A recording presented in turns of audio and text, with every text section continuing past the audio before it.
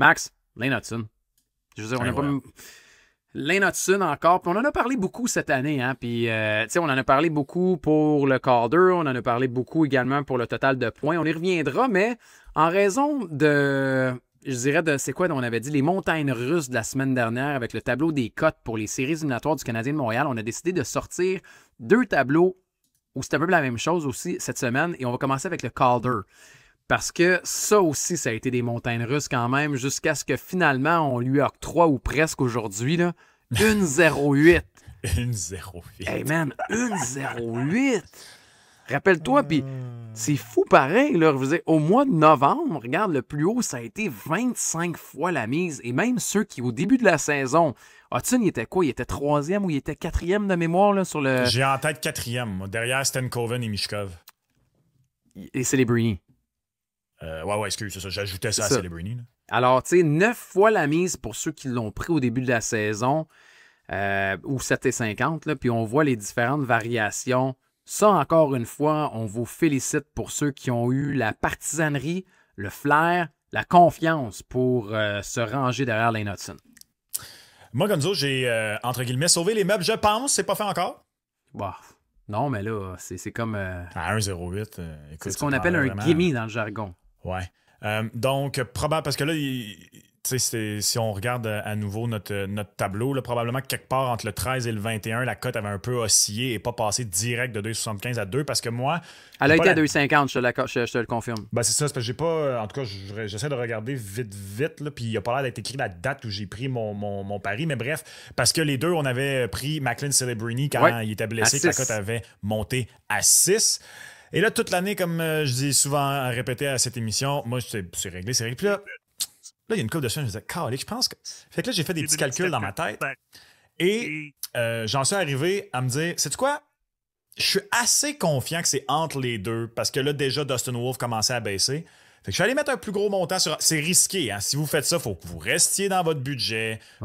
Comme Gonzo dit, c'est pas dans le but de sauver les meubles. Mais là, j'ai regardé mon affaire, je me dis, je suis allé mettre un montant un petit peu plus élevé sur Hudson, au point où, peu importe lequel des deux l'emporte, je suis gagnant. Et là, je suis pas mal convaincu que c'est Hudson. C'est ça la clé. C'est que, tout est une question de moment. Je vois pas ça comme j'essaie de pouvoir rattraper mes pertes parce que tu as utilisé l'intelligence à te dire, OK, c'est une course à 2. Donc, c'est une course à 2. J'ai pas le bon cheval. Je vais essayer de voir si c'est pas un, c'est l'autre. Donc, je vais essayer de pouvoir... à la limite, c'est quasiment si des fois, tu vas diviser ta mise du début de la saison sur 2 personnes. Exact. Ouais. C'est la même chose. C'est tout à fait la même chose. Et puis, ben comme je dis... Hey, honnêtement, là, je veux dire... disons que c'était quoi? 99%? Parce que pour elle, une saison historique comme ça, dans le marché montréalais... Parce que non, moi, mais là, je sais pas toi, mais... Là, il fait le tour. Là, je veux dire, c'est Chris Chelios cette semaine qui en a parlé. Puis, je veux dire, là, tu t'es rendu plus loin que Lidstrom. J'ai regardé cette semaine, puis dans le top 15 des meilleures saisons là, pour un défenseur recru, mis à part, je pense, c'est Quinn Hughes qui est 15e de mémoire. Là. Les autres, c'est toutes des années 70 puis 80. Le seul autre qui est là, c'est Lidstrom, qui était en 91-92. Fait que ça fait longtemps. Là, je veux dire, Larry Murphy, là, il va sûrement battre le record de passes là, de l'histoire de la Ligue nationale de hockey. Fait que quand tu es rendu à dire que c'est pour l'histoire de la Ligue nationale de hockey puis que tu dépasses des grands, oui, c'est des saisons, super belles saisons de la part de Celebrini, de Wolf, de Mishkov et compagnie. C'est une belle cohorte là, cette année. Mais Hudson, ce qu'il fait à sa première saison, faut y donner. C'est magique. Là. D'ailleurs, te souviens-tu ce que j'avais dit ici, à cette émission, au début de la saison? Oui. Que ce serait la meilleure... Non, que ce serait la meilleure course au Calder depuis 2005-2006. C'est une belle course. Une très belle course. Moi, je pense que je me donne raison. Ben, écoute, honnêtement, j'ai le goût de te donner raison. C'est juste que j'essaie de me repasser les courses. Ben, McCarr avait parlé, là, mais... McCarr Hughes, c'était bien. Est-ce qu'il y avait une si bonne course que ça entre Matthews et Laine parce que les deux n'avaient mis 30 dedans? Hey, je me rappelle pas, Max. Je me rappelle pas tant que ça. Moi, vraiment, c'est une course mémorable. Puis, tu sais, c'est parce que pendant longtemps, l'argument pour garder Celebrini devant était oui, mais il a été blessé, il est au point par... Tu sais, en ce moment, là, Celebrini est à 0, puis, ouais, aussi. Mais il est à 0,86 points par match. Hudson est à 0,83. Fait que même si Celebrini était à 75 matchs en ce moment, il serait probablement à 63 points, tu sais. Max, je vais te donner un autre argument pour Hudson, puis je trouve que, puis je suis d'accord avec toi, je pense qu'on est à une période où il n'y a même plus à avoir tant d'arguments que ça, mais Celebrini joue pour une équipe qui ne joue pas du hockey significatif. Puis depuis le retour des 4 nations, le Canadien joue du hockey significatif. Hudson ne joue même pas de son bord, il joue encore 22 minutes, puis il ramasse plus d'un point par match. Fait que, on le dit souvent, mais ça doit être pris en considération. Tu joues à la maison, tu joues sur la route, tu joues pas de ton bord, tu joues du hockey significatif, puis tu continues à faire ce que tu fais. Pour moi, il n'y en a plus de lutte, c'est Hudson. Là. On est d'accord. L'autre volet pour Lane Hudson, c'est, oui, on a parlé du Calder, mais ça, écoute, il faut que je fasse un gros mea culpa. C'est pas un mea culpa en voulant dire que j'avais pas confiance en lui. Hein. C'est que j'essayais de pouvoir modérer les attentes à son égard au niveau offensif. C'est la variation du nombre de points, plus ou moins, pour Lane Hudson. Regardez ça. Début de la saison, plus ou moins 39,5 points. Max, il l'a quasiment doublé. Il l'a quasiment doublé. Aujourd'hui, si vous voulez parier là-dessus, il faut savoir si Lane Hudson va faire plus ou moins 69,5. Mais au début de l'année, c'était 39,5. J'avais hâte à ce moment, Gonzo. Pourquoi?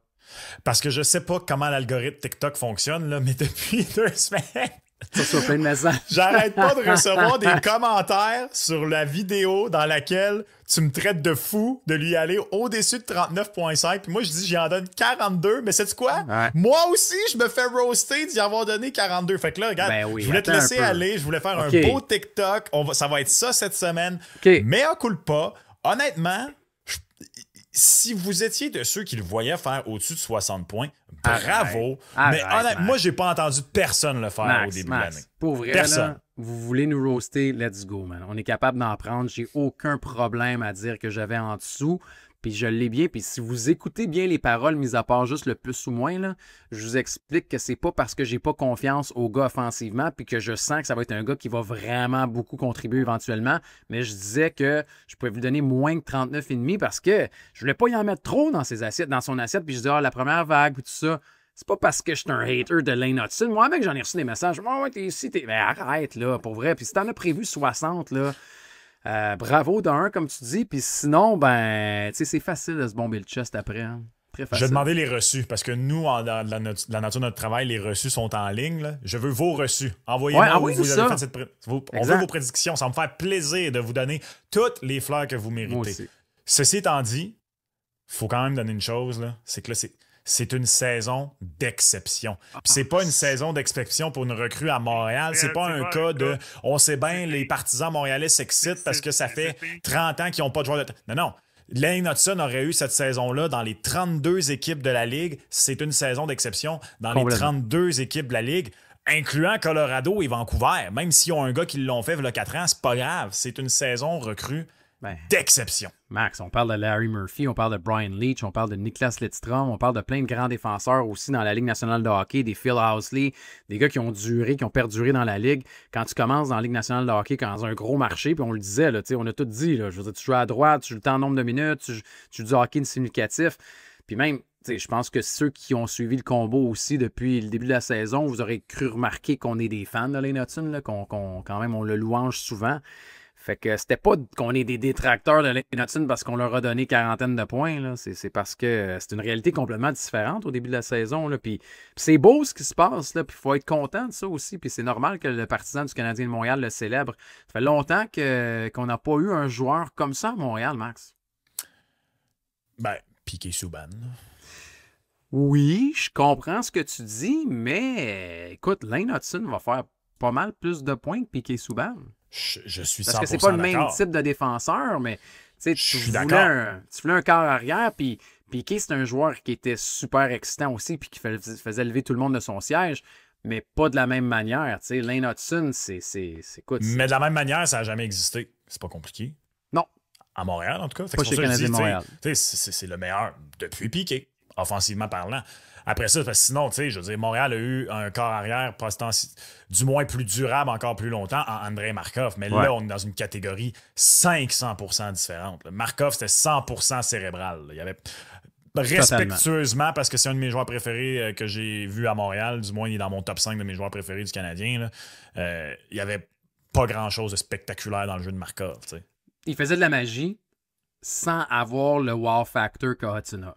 Parce que ses passes transversales qui faisaient un avantage numérique ou des fois son sens d'anticipation, sa vision, c'était une grande intelligence Markov, mais il le faisait sobrement. Tu sais. C'était all brains. Au risque de justement, regarde, je vais sonner comme un hipster qui essaye de faire croire à quelqu'un que la musique qu'il écoute est plus intelligente et tout ça. Là. Mais Markov, si t'étais un amateur du dimanche, là, un casual, c'était pas un des joueurs que tu remarquais le plus. Non. Alors que Lane Hutson, tu sais, pour vrai, j'ai quasiment envie de dire que Nick Suzuki, en ce moment, chez le Canadien, est le 3e joueur qu'un amateur du dimanche remarque le plus. Puis je dis ça pas péjorativement, amateur du dimanche. Je veux dire quelqu'un... Je cherche une façon en français de dire un casual. Un amateur... un partisan moyen. Moyen, c'est ça. Qui regarde pas tous les matchs. Bref, tu sais, Caulfield est de même. Caulfield, là, tu le remarques instantanément, peu importe que tu suis le hockey ou pas. Tu sais, si je demande à ma blonde de nommer des joueurs du Canadien, le Caulfield, là, parce qu'elle dit comme ça me fait bien rire. Et un des premiers maintenant. Exactement. C'est les premiers qui sortent. Oui, parce que c'est pas des joueurs qui sont flashy. C'est pas des joueurs comme, tu sais, c'est Suzuki, oui.